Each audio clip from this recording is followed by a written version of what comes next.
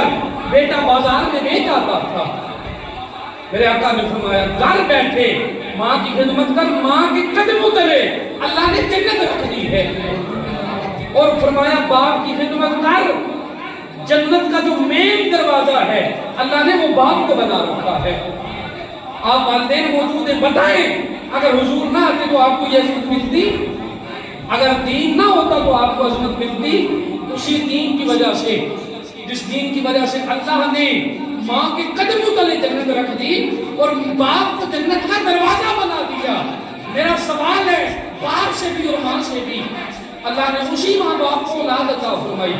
وہی ماں باپ اگر اولاد کو دین سے دور کر دیں تو بتائیں کیا وہ ماں اور کیا وہ باپ اس درجے کے قابل بھی؟ آپ فیصلہ کریں. آج اگر باپ بچے کو انگلش پڑھائے اور قرآن نہ پڑھائے تو کیا یہ دین کے ساتھ غداری تھی؟ یہ بتائیں آپ مجھے.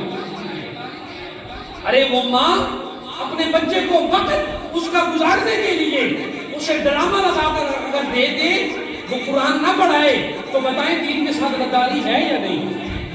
ارے وہ ماں جس کی قدموں تلے حضور سے پوچھا گیا یا سیدی یا رسول اللہ جنت کہاں ہے؟ صحابہ نے پوچھا تو میرے حضور نے فرمایا جنت تلواروں کے سائے تلے ہے.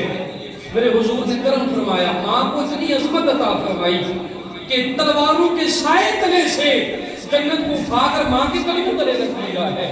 میرا ماں سے سوال ہے، معاشرے کی ماں سے. آپ خامد موجود ہیں، گھر جائیں اور بیویوں کی اصلاح کریں.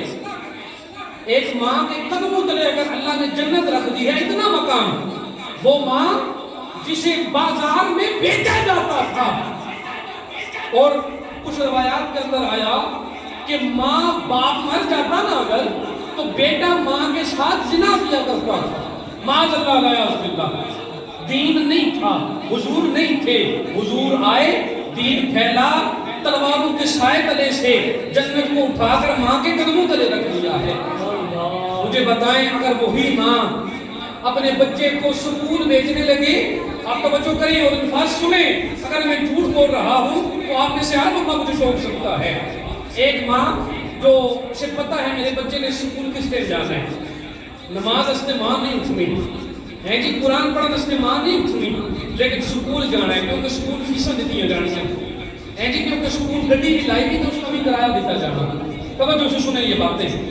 ماں الارم لگا رکھتی ہے کہ جی 7 بجے میں اٹھنا، اپنے بچے کی سکول بھیجنا. جس وقت سکول بھیجا جاتا ہے بچے کو، میں سکول کے خلاف نہیں ہوں، میں خود B A B Ed school سے پڑھا ہوا ہوں، آپ کے سامنے موجود ہوں، میں نے سکول سے پڑھی ہے یہ تعلیم.